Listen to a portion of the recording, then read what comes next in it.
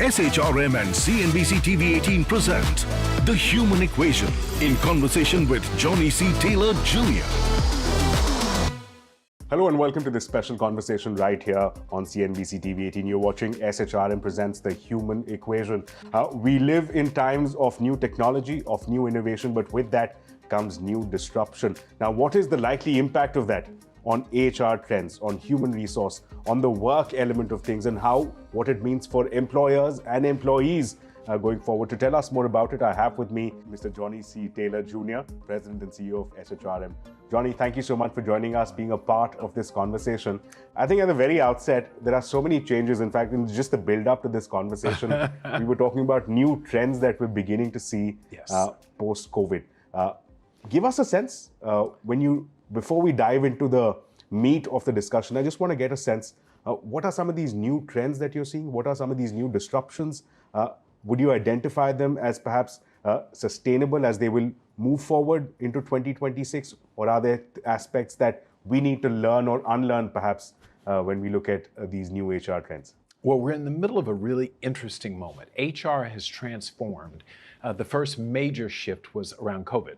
Yeah. In 2020, everything that we knew pre-2020 about how people respond to change, what technology can and cannot do, how their relationship with work changed on a dime because we were all forced, especially for desk workers, to work remotely.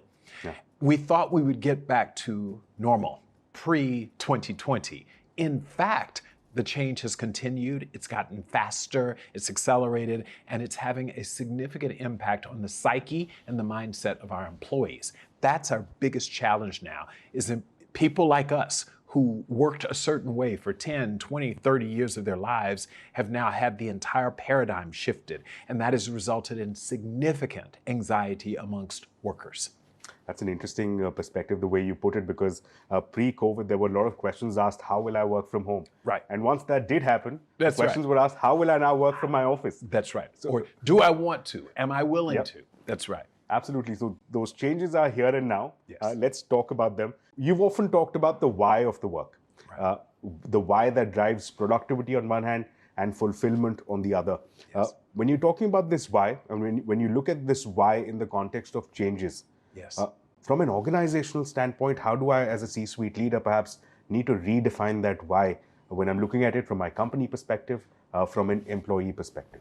This notion of explaining on a personal level, sure. I need to understand my purpose. Why do I go to work? It's pretty obvious that I need to make money to provide for myself and my family. Got it. Right. Check. What increasingly, especially the latest generation, it started with millennials, but Generation Z in particular, are almost obsessed with the why. Why am I going to work? And the challenge for employers and organizations is to be able to articulate the why.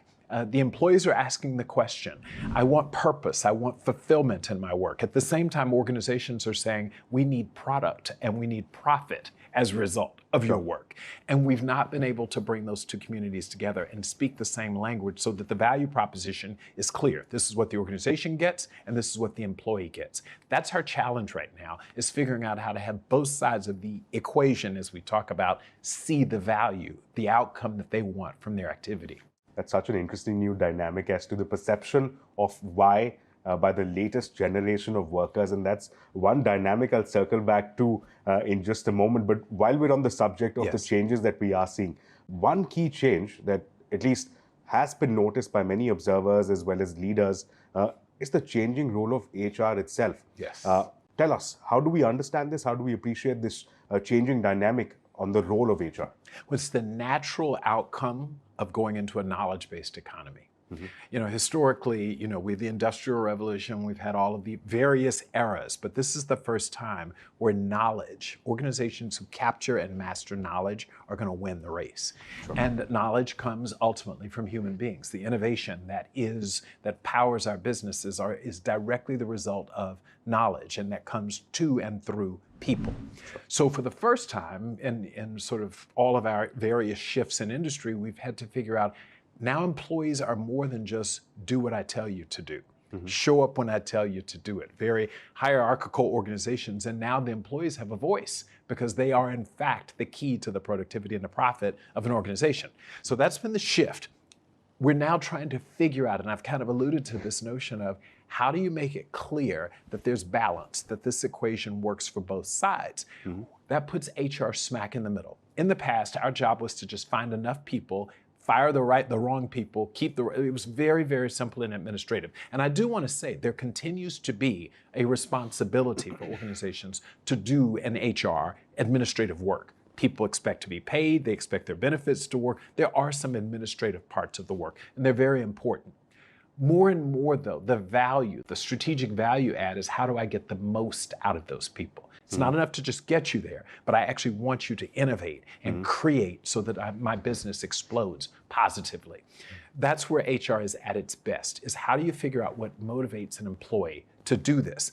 Not just for pay, but for the good of the organization, the collective. That's our challenge right now. And for the first time, boards are saying this matters. I was with a group of CEOs recently, about 92 of them to be exact. And the conversations, I didn't know what they were going to talk about, but it settled on two topics: tariffs and talent.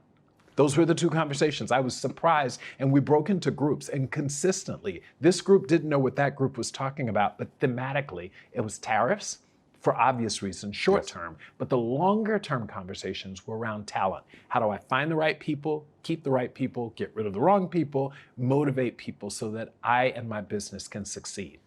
I think that's such an interesting dynamic that you're bringing for the benefit of our viewers, that this is right there. That's right. When we're talking of tariffs and whether it's talent, these are the two biggest issues that you found out in your conversations with senior leaders. And these were directly from CEOs of major companies. And you can understand historically, if you're operating a small and medium-sized enterprise, which I know, for example, in India is 30-40% of your industry, I got that. Smaller companies know the value of their employees because without them, they don't have the redundancies. They don't have 5 people doing a job so that if one person drops out, that's okay. They can't afford that. So small and medium-sized businesses have always been very, very keen on understanding, motivating their employees properly. Larger enterprises, for the first time now, are now understanding how significant it is to have all of their employees heading in the right direction and committed to the organization. I do want to add one other thing that I think is really, really interesting: the generational shift. Earlier generations, the X's, the Y's, and now as we've gotten into the Z population, they have a different relationship with work. And it was already going to be different, but then COVID made it really different. During this COVID period, where many people were at home, really thinking about the value, the purpose of life, they developed a different relationship with work. They asked themselves for the first time, why do I work? For whom do I want to work? Where do I want to work? These are really different questions that we, frankly, have never seen employees at mass explore in their head. And so we as HR now are really interesting. I often say COVID was a friend to the HR profession because it, for the first time, told leaders what we do matters, more than just the administrative and personnel function, but getting the most out of employees is where HR is now strategically valuable. On that subject of Gen Z workers and what their expectations are, you've told us what the Gen Z expects. They want to know, they want to find out what clicks beyond just the paycheck. They want a sense of fulfillment. That's, of course, something you've told us what Gen Z workers want. When you look at it from an organizational standpoint, what are the conventional lessons that the industry held firm that they now need to unlearn? And what are some new learnings they need to bring on board when you're looking at a vast population of Gen Z workers? Two major observations. One is around the word empathy. When we ask Gen Z about leadership, in the past, and this is a generalization, but it's pretty strongly held and understood, leaders told you what to do. They were decisive, they were authoritative, etc. This generation has a lot of questions, and they feel very comfortable posing those questions to leaders, starting with why, and forcing us to answer those questions. They want empathetic leaders. And by definition, that means you just don't tell me. I want you to understand how the shoes that I walk in every day, to see me, to hear me, for me to be involved in the conversation. And organizations are adjusting to that in a really significant and profound way that we now have to explain the why. Okay. And that's a big part of it. So that requires leaders who use empathy and who are empaths at their heart, because people want to. The second thing, and it's really understood, is we've got to communicate better. Okay. Again, in the past, it was trust your leader. This person has gotten to the role of leader because they're very good, they're trusted, they have, all of the check marks. And now this generation is challenging that and saying, just because you're in a leadership position doesn't mean I have to follow you. And we've learned the distinction between you can't be a leader if you don't have followers. So you're seeing a new term evolve, which is that of followership as opposed to leadership. I think that just shift in language, as nuanced as it is, makes the point that people have to agree to follow you. You can't force them to lead you, to be led. Right, Johnny, on that note, let's head into this very short break. We'll continue this conversation with Mr. Johnny C. Taylor Jr., President and CEO of SHRM, on the other side of this short break. Keep watching. SHRM and CNBC TV18 present The Human Equation in conversation with Johnny C. Taylor Jr. Hello and welcome back to this special conversation, this special broadcast right here on CNBC TV18. We're in conversation with Mr. Johnny C. Taylor, the President and CEO of SHRM. Johnny, thank you so much for joining us again. We began by talking about disruptions. Let's bring in the one big disruptor, that's AI. Those two letters, right? The last couple of years, the changes that they've brought in. Now, without quoting any individual companies, we've seen layoffs across large players. There seems to be a correlation between adoption of this new technology and what it means in terms of hiring decisions and in terms of letting go people. We're trying to draw a causal link. The industry says there is no causal link. Right. But there will be new opportunities that will be created. Give us your reading of the situation. Bringing in of a new technology, what does that mean for hiring and firing trends going forward? I think there's truth on both sides of it. Let me start with, I am absolutely convinced, and I and SHRM have been a big proponent of being honest with people, there will be displacement. That is the point of the significant investment globally that companies and investors have made in AI. The goal is to be able to do the work more efficiently, and cost effectively and efficiently and with accuracy. So I think undoubtedly a lot of the work that we've done, frankly, that human beings didn't want to do anyway, the tedious, repetitive stuff, that's going to happen, and that naturally is going to result in fewer people needing to do certain roles. I was describing with you as I arrived in the airport the other day, or if you experience a fast food experience, you go in, you place your order, or if you're going through a customs line, there aren't the hordes of people who used to work on those lines anymore. Biometrically, you go in, you use your fingers, it looks into your eyes, and then all of a sudden you're in the country. Those jobs that used to be held by individuals have gone away, and I don't think they're coming back. On the other side, there are a new category of jobs. Someone has to program the new technology. Someone has to do the work, create the latest and the newest technologies. So what we're seeing is at once, companies are hiring and firing at once. And the question is, where will we net out? My guess is, and all of our data, the guess is we're going to see this significant divide, the haves and the have-nots. People who are highly skilled, highly educated, and who've embraced technology are going to have jobs. There's a question that I get from HR professionals all the time, and it says, is AI coming from my job? And I say, at some point, probably so. But the more immediate thing that you should think about is that people who embrace and are proficient in AI are going to come for your job. So not AI, but HR professionals who are proficient in AI are going to come for your job. That's in fact a similar analogy that the industry is also giving, that it's not AI that will replace, but people armed with AI that will be coming for your jobs. Absolutely. So the question that I then want to ask is that large swaths of population, there's a huge IT base here, and that's of course the industry first to be impacted. But when we look at such a large base of engineers working out of India, one of the core concerns, as has been crystallized by the Minister of IT himself, is the cost of replacement. And the industry's response is that, look, we need to scale training, we need to upskill these workers. And the message from the industry is that this has to be a continuous effort. It can't be one program that you subscribe to and then after completing that certification you're good, but rather it needs to be a continuous process.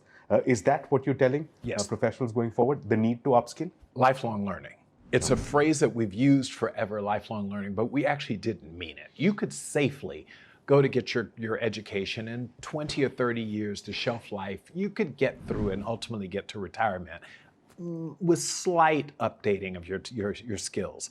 Sure. Now, because of the pace of change, that's not possible. We know that the half shelf of jobs is significantly shorter.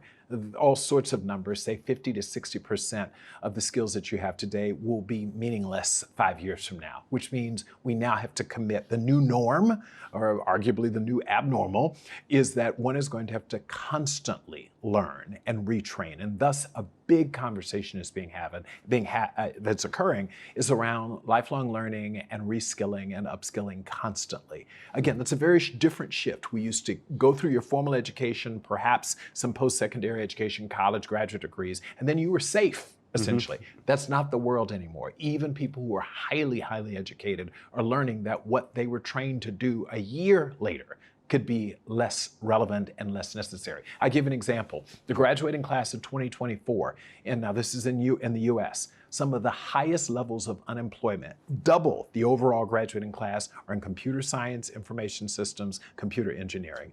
Now you think about this. These were the jobs that 5 years ago, everyone was at a coding camp. Everyone was being encouraged to learn these skills because these were guaranteed jobs. And now those jobs are being impacted directly by AI. And we've now got to figure out, what do we do with these people who've invested years and their parents have spent thousands, hundreds of thousands of dollars in some cases for their education? What do we do with them now? What is the prospect for that person who is trained to be a computer engineer or a coder when AI can do that work faster, less expensively, and increasingly more accurate than the individual? Great. Johnny, we're nearing the end of this conversation, so let me try to sum all of this together. Yes. And let me get a few thoughts on the broad trends that you see going forward. You've given us a very good lens of the COVID and what it did in terms of expectations from an employee perspective. From a logistical standpoint, what organizations had to do to manage talent while they're working from home, and then this transition back to office. Now we have AI as the big disruptor. We have new technology.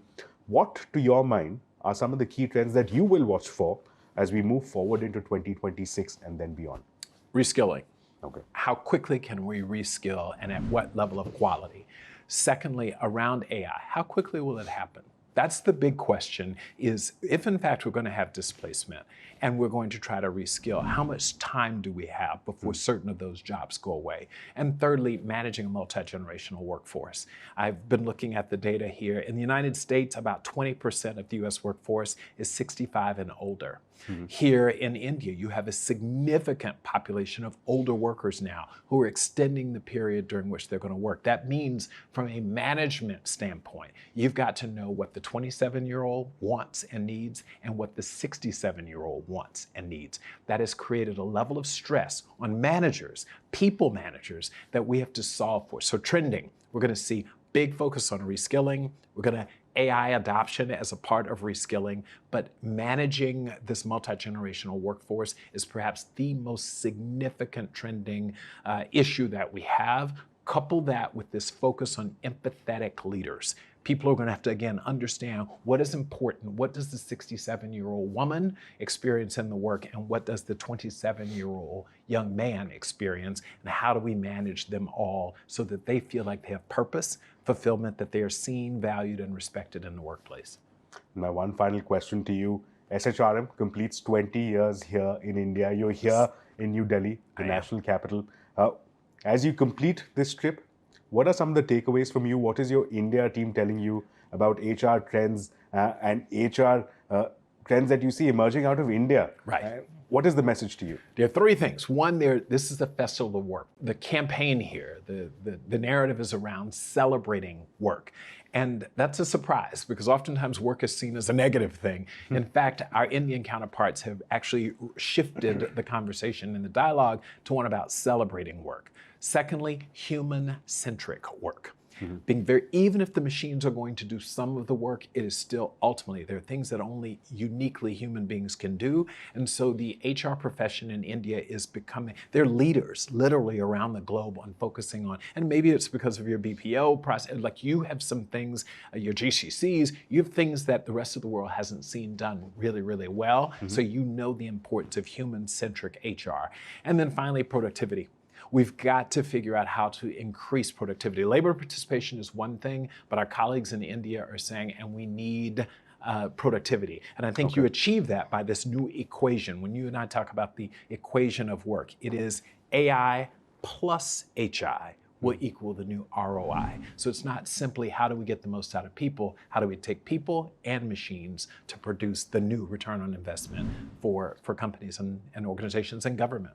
That's such an interesting anecdote that I'll walk away with, which is AI plus HI leads to ROI. Thanks so much for that, Johnny. This has been such an interesting conversation. Thank you so much for sharing insights on some of the key changes that we're seeing across the world, here in India as well.